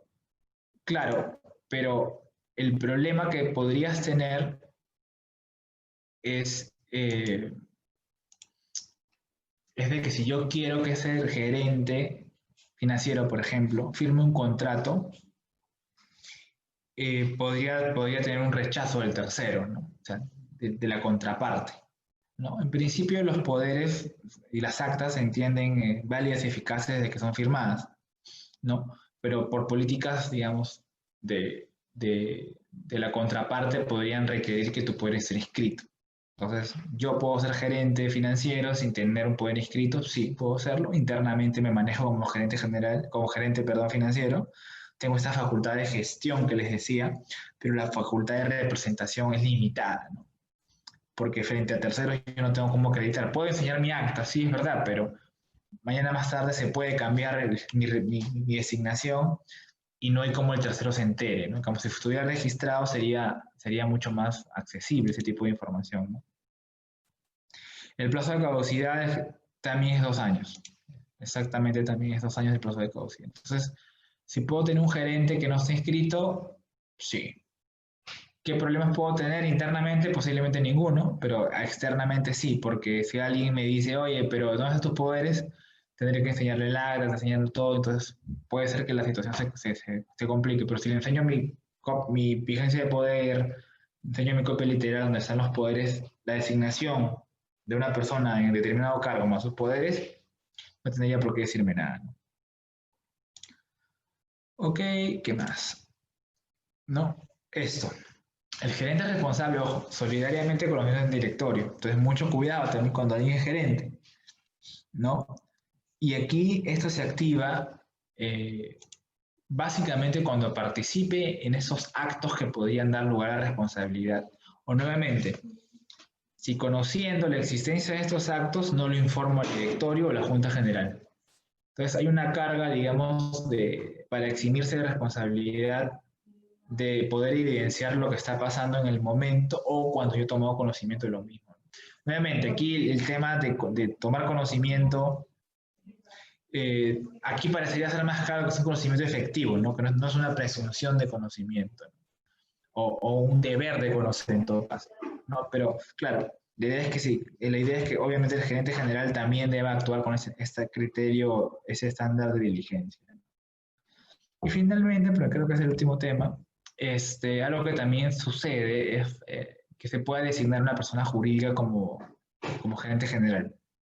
Esto a diferencia del directorio, como vimos, el, el, el, el director siempre tiene que ser una persona natural, no puede ser una persona jurídica.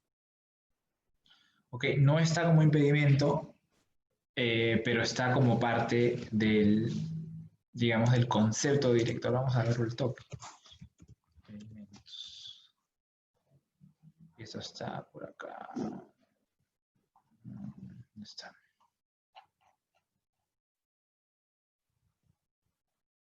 No, acá, por ejemplo, posiblemente para recordar, les decía, ¿no?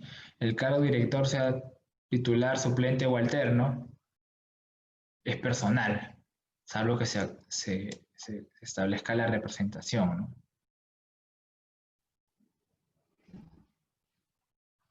¿Dónde está esto?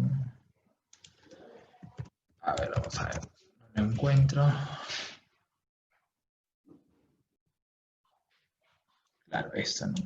El cargo de director recae solo en personas naturales. Está de impedimentos, ¿no? O también no se requiere ser accionista para ser director, a menos que el estatuto disponga lo contrario, ¿no? ¿Okay? Otra diferencia entre directores y gerentes, por ejemplo, es que el directorio tiene un plazo fijo. El plazo del nombramiento del directorio es un plazo fijo. Mientras que el nombramiento del plazo del gerente es un plazo indefinido, salvo que haya establecido un plazo, ¿no? Pero en principio es indefinido. ¿No? Y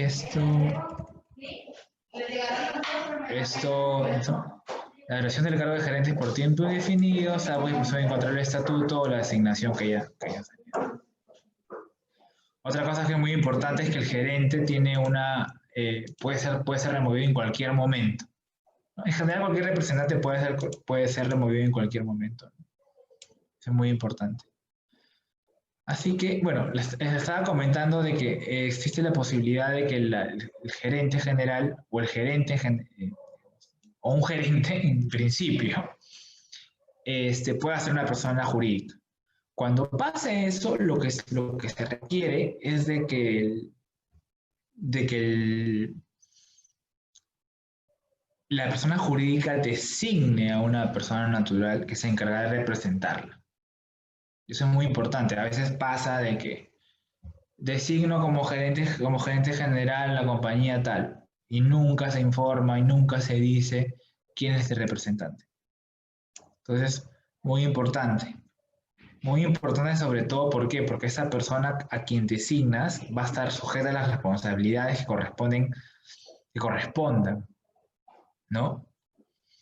Entonces, y adicionalmente se sumarán las responsabilidades correspondientes de la propia persona jurídica a través de sus directores y gerentes.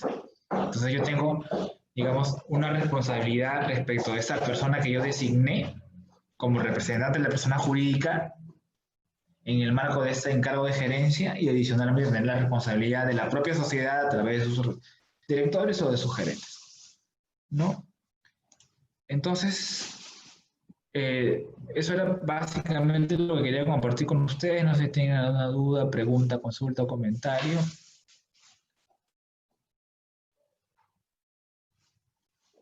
Bueno, aparte de lo que hemos estado revisando. En las... una pregunta. A ver, a Arturo, cuando te refieres a las sociedades por acciones simplificadas, ¿no? Arturo pregunta si en las sociedades por acciones simplificadas, sociedades cerradas por acciones simplificadas, se aplica el mismo marco normativo. A ver, ¿cómo puedo decir esto? La norma de las sociedades cerradas por acciones simplificadas es una norma bien defectuosa, ¿ya? Desde el nombre. En el Perú no existen sociedades por acciones, existen sociedades anónimas. Sociedades por acciones existen en Chile y existen en Italia, ¿no? Entonces, ahí hay un problema de nombre, ¿no?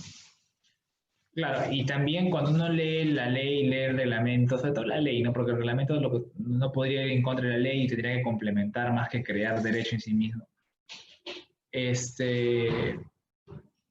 No queda claro en algunos casos si es que estamos ante una forma societaria o ante un subtipo de sociedad anónima. Yo creería que estamos ante una nueva forma societaria, ¿ya? Porque en algunos casos se habla de transformación, ¿no? Entonces yo transformo porque cambio la forma de, ¿no? Y la regulación respecto de gerencia y eso es bastante exigua, ¿no? Entonces yo te diría que supletoriamente debería aplicarse en esas disposiciones, ¿no? Esa sería mi respuesta, ¿no? Es el mismo marco normativo y adicionalmente el marco normativo respecto de gerentes o de representantes es muy parecido, es muy similar. Entonces yo sí te diría que la respuesta sería sí. La respuesta sería sí. Sí, aplica el mismo marco normativo, claro, con las particularidades de cada una de las, digamos, cada uno de estos vehículos. Pero la regulación de SACs es bastante... Hay mucho por recorrer, diría yo. Hay mucho por recorrer.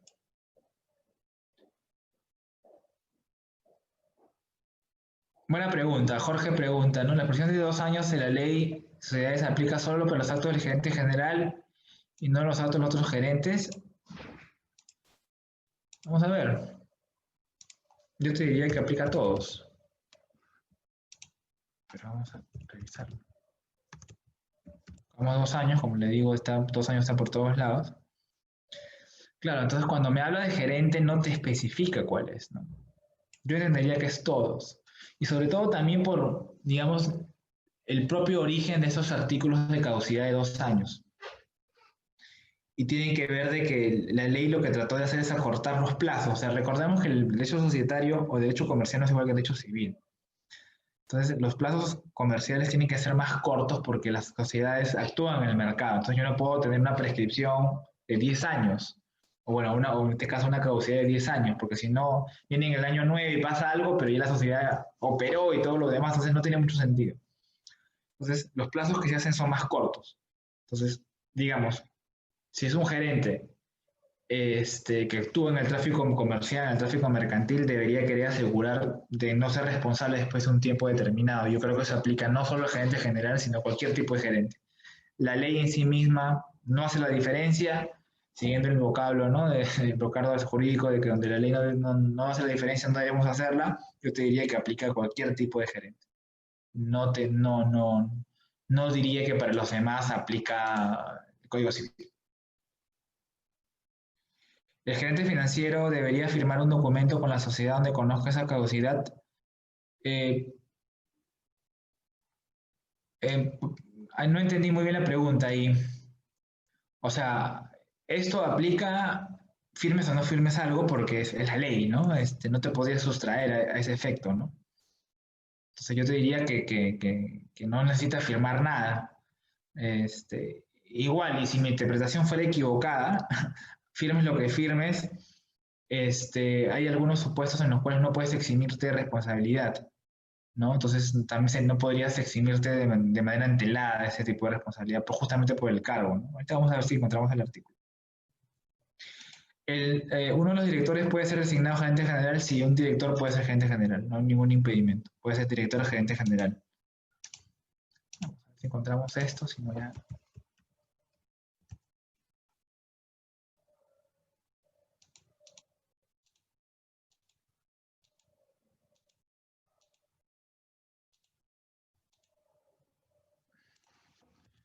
La responsabilidad debe estar más por todos lados, pero... 60...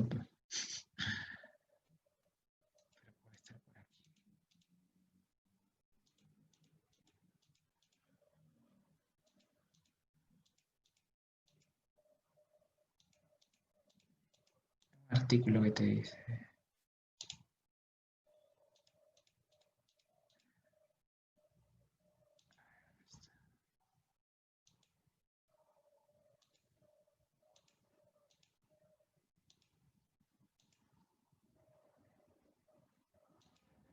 No lo encuentro, pero hay un artículo que te dice que no puedes, posiblemente no esté buscando el término adecuado, pero sí te dice de que no puedes eximir de responsabilidad de manera anticipada, ¿no? Claro, porque, a ver, y ya un poco en contra también de las expectativas de los socios, ¿no? Oye, te contrato, eres gerente, pero, digamos, no vas a responder por nada. No pasa eso. Lo que pasa usualmente es que puede contratarte un seguro, ¿no? Y obviamente el seguro te cubrirá siempre y cuando esté actuado dentro de sus facultades. Si es actuado con dolo, negligencia, lo que fuera, no debería. No debería en principio, podría, ¿no? Pero no, o sea, el tema es de que la responsabilidad anticipada, la excepción de responsabilidad anticipada no suele aplicar, no suele aplicar. No sé si hay una pregunta adicional.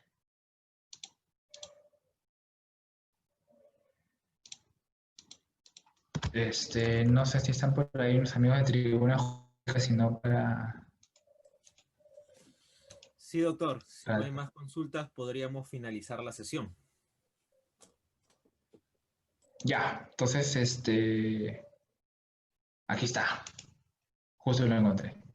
Es nula toda norma estatutaria, acuerdo de Junta General del Directorio tenida a resolver de forma antelada la responsabilidad del gerente. Entonces, no se puede. Este es el artículo que estaba buscando. Gracias. Entonces, creo que no habría nada más. Entonces, muchísimas gracias por su atención, por sus preguntas. Y nada, nos estamos viendo nuevamente, agradecer a la Tribuna Jurídica por la invitación. Igual tenemos otra, otra sesión sobre contratos societarios que hay que reprogramar porque yo tuve un problema ayer, no pude estar con ustedes. Así que nos veremos pronto. Nos vemos. Hasta luego. Muchísimas gracias, doctor Joe, por su brillante disertación y sobre todo por la generosidad para compartir sus postulados con los participantes. El Instituto de Tribuna Jurídica se despide de la sesión del día de hoy. Muchísimas gracias. Gracias. Hasta luego. Chao, chao. Nos vemos.